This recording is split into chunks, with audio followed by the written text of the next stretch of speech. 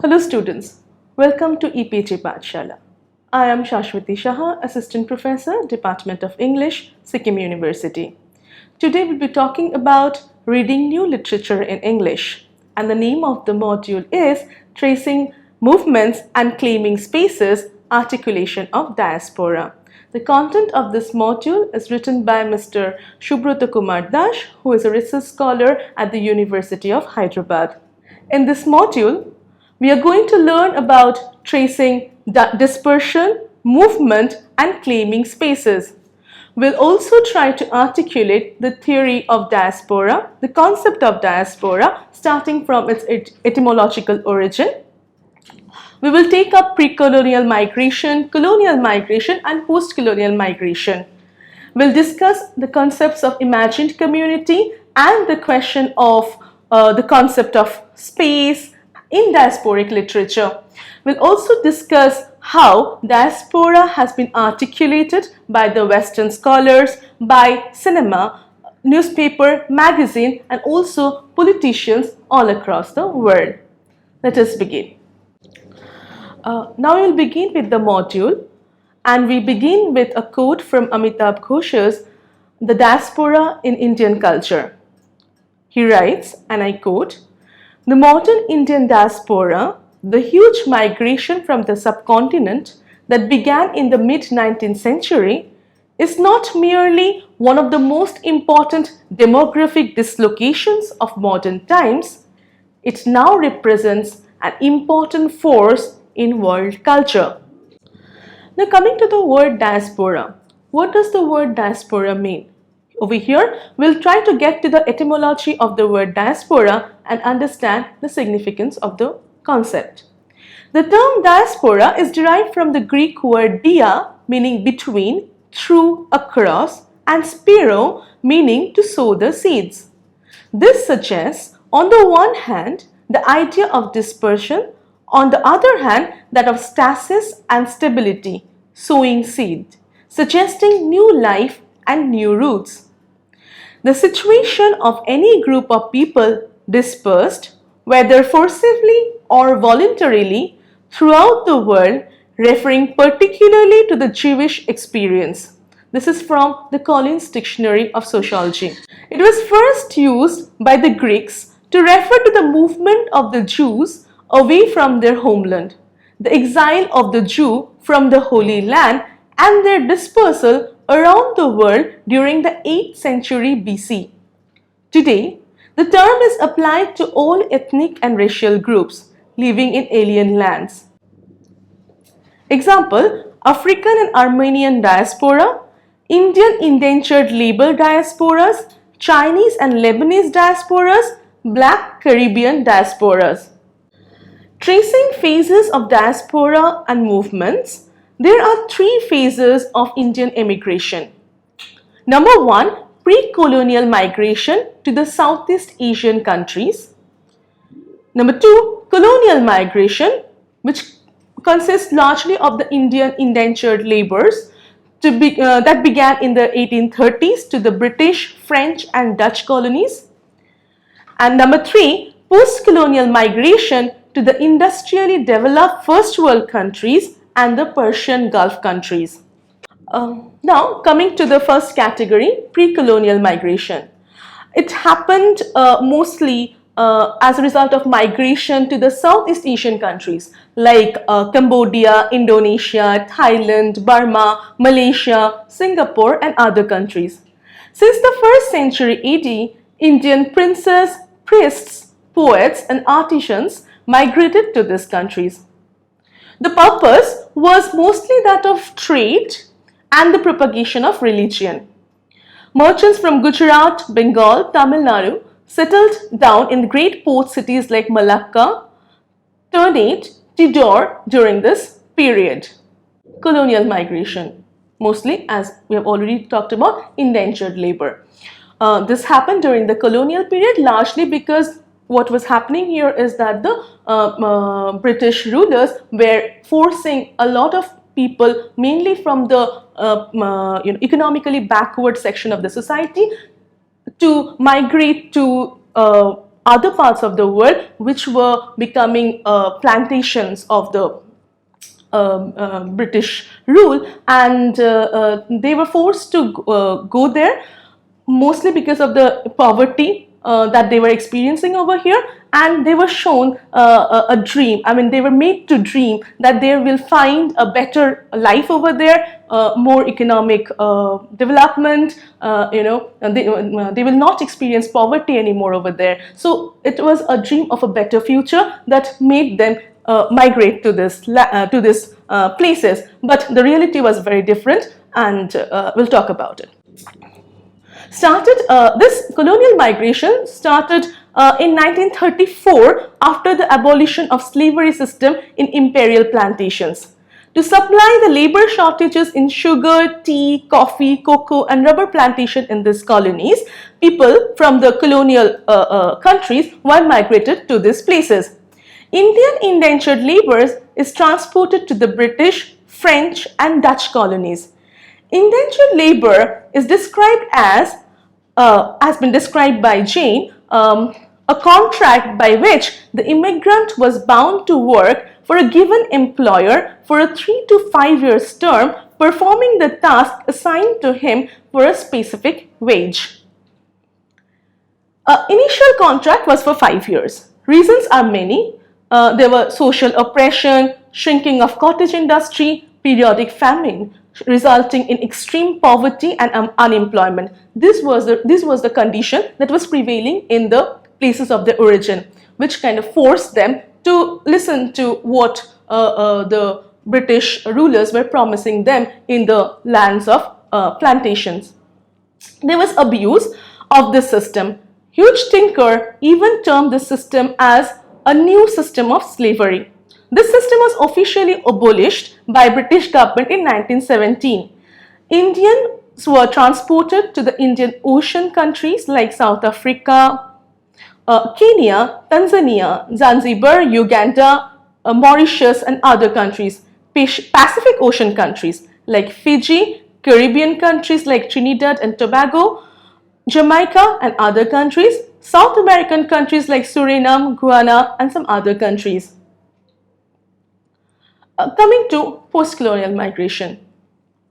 Now, post-colonial migration are of three types. Migration to Persian Gulf countries, migration to the industrially developed first world countries, and number three, twice migration from East African countries to the industrially developed first world countries. Migration to Persian Gulf countries. 1973 experienced the beginning on the rapidly increasing demand for expatriate labor in oil exporting countries like Saudi Arabia, the UAE, Oman, Yemen, Turkey, Kuwait, Qatar, Turkmenistan, Kazakhstan and some other countries. These Indians were basically semi-skilled laborers for infrastructure and domestic workers on contract basis. These are not skilled but semi-skilled laborers. They were mostly meant for domestic work, for construction sites. They were not the educated group of people who go to the first world in search of employment. During the 1970s and 1980s, the Indian people, basically from Kerala, Telangana, Andhra Pradesh, Tamil Nadu, Karnataka, Punjab, Rajasthan, Eastern Uttar Pradesh, Bihar and other states scattered voluntarily to these countries. Now, migration to the industrially developed first world countries. This group of population basically comprises of academicians, skilled laborers and entrepreneurs who are going to multicultural metropolitan European and American countries like Britain, France, Germany, Canada, the US, Australia, New Zealand and some other first world countries. Now, Indians going to America began after the passing of the Immigration and Nationality Act in 1965, a legislation that repealed national origins quotas in the US, migration law. The Immigration Act of 1976 of Canada allowed the entry of immigrants to fulfill commercial, social, cultural, and demographic requirements of Canada. To continue its non-discriminatory immigration policy, the law was changed again in 2002 and was called the Immigration and Refugee Protection Act. Intellectual academics like Bharati Mukherjee, Jhumpa Lahiri living in the United States, Neeraj Chaudhary, Amitabh Ghosh, Sunetra Gupta in England, Rohinton Mistry, Ashish Gupta in Canada, and some others in the first world countries. So you can see, as you can see, the migration that is happening to the industrially developed first world countries comprise mainly of the skilled laborers, mostly engineers and men from the IT world, and also academicians and intellectuals who are in the prominent positions in the universities of the first world nations. These population differ from the kind of population that were migrating in the colonial times. Now, articulation of diaspora that will include articulation of pre-colonial and colonial migrants, articulation of Indian diasporic academics in the first world countries, articulation by diasporic filmmaker on accented cinemas, articulation by Indian diasporic politicians in host countries, and articulation at present time by activists. Firstly, articulation of pre-colonial and colonial migration. During pre-colonial period, Indians emigrated to Southeast Asian countries, and we have already talked about it. They went mostly for propagation of religion and for the business purposes. They were mostly trade relationships that were happening between India and the Southeast Asian countries. When Indian indentured laborers landed in plantations, they faced many problems. Now, this is the colonial migration period. So, where the indentured labor were migrating from India to the land of plantations. So, here, when they landed, when they left their country of origin, they, as we already spoke about it, they had a dream of a better life. But when they landed in the country of the plantation, the scene was different, very different from what they thought of. Here, they had to face a lot of problems: hardships, labor, food problem, physical and mental abuses, and other traumatic situations. They're already in a different climatic geographic zone. Moreover, they had to face harsh treatments from the agents who were the managers in these plantations. They were treated almost same as earlier slave of Africa. So there's not much difference between what the slaves were treated like and how these laborers in the plantations were treated like. They were also slaves in a different way. They reported abuse of indenture system, and thus on 29th May 1839, overseas manual labor was temporarily prohibited. The abuse on them was continued directly or indirectly. In South Africa, with Mahatma Gandhi, they showed severe resistance for such abuse. This forced the British government to legally ban the indentured labor system in 1917. Now, coming to the concept of imagined communities. Anderson compared the communities, ghettos, of Indian diasporic people with imagined communities. This is because they almost did not know each other. Still, they found a communion among themselves when they realized they all belong to the same homeland, India. So, kind of brotherhood developed, kind of finding friends and families abroad. The only commonality between them was that they came from the same place of origin. They did not know each other when they were in India, but when they went abroad, they had to fall back upon each other for the kind of emotional support that they required in a country where they hardly knew anybody. These Indian laborers thus had a shared feeling and comradeship among themselves. They again started practicing their ethnic cultural program in their ethnic ghettos, religiosity, practicing caste hierarchies and other home cultural practices. So they could not give up the practices that were ingrained in them. So they started practicing the same even in those places that they migrated to, and they kind of tried to build a community of their own within a country which did not belong to them. So this is an attempt on their part to make a home in the world unknown. They performed all this to create their home-like atmosphere in alien countries. Articulation of diasporic academics in first world countries. These academics live in in-between space. The term has been taken from Bhaba, and diaspora space, a term which has been taken from Avtar Bra. Bhaba writes, and I am quoting, "Terrains from elaborating strategies of selfhood, singular or communal, that initiate new signs of identity and innovative sites of collaboration and contestations, in act of defining the idea of society itself.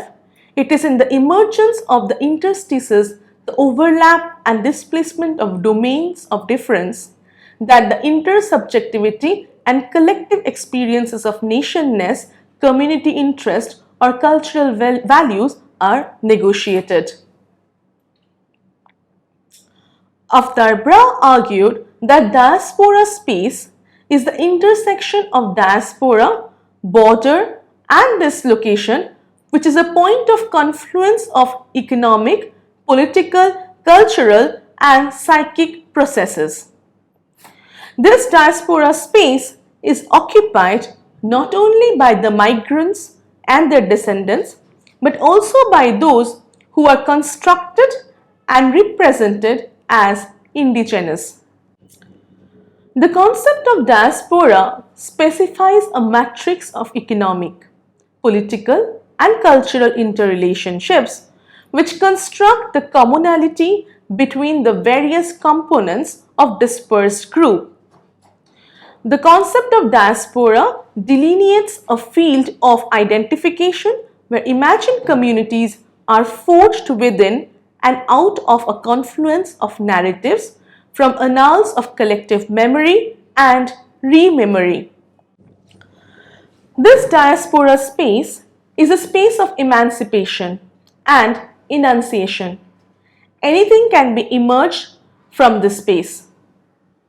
Here, diasporic people totally feel free to articulate their voice against their home culture's tabooed things. So there is a sense of liberty also. So here you can criticize things that are taboos in your home culture.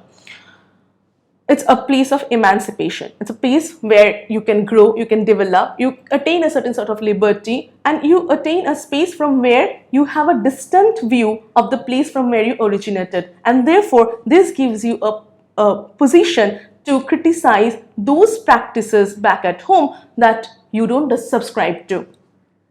Sometimes, they also raise voice against the discrimination meted out over them by host people. So this is not just criticism of the practices that are there in the homeland, they're also criticizing the kind of reception they received in the host land, how they're treated over there, the kind of difficulties that they have to come up, they have to deal with, they came across, they have to deal with, the problems that they are facing in the everyday experiences. All of this come out in their works, writings, whatever, their voices.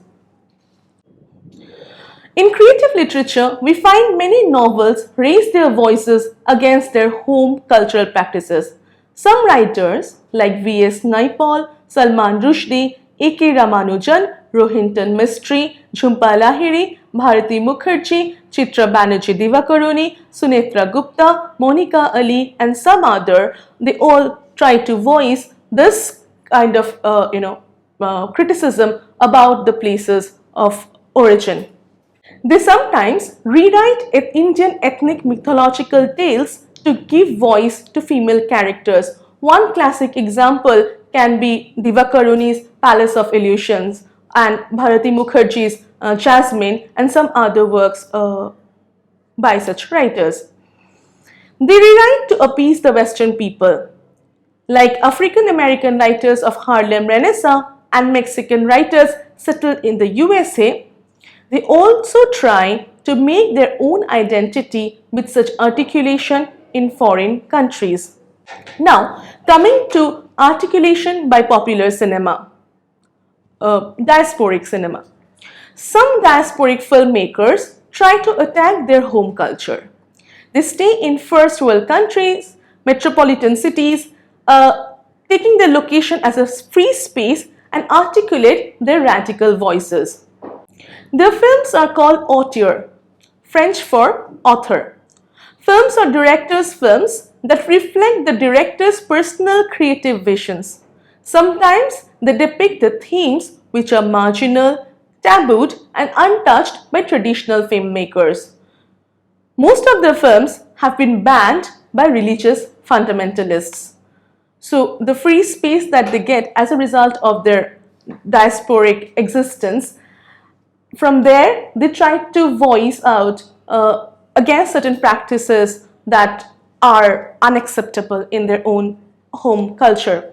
But this sort of films are very well received in the West. But when it comes to the places of their origin, they mostly get banned by the religious fundamentalists and other activists working within the country.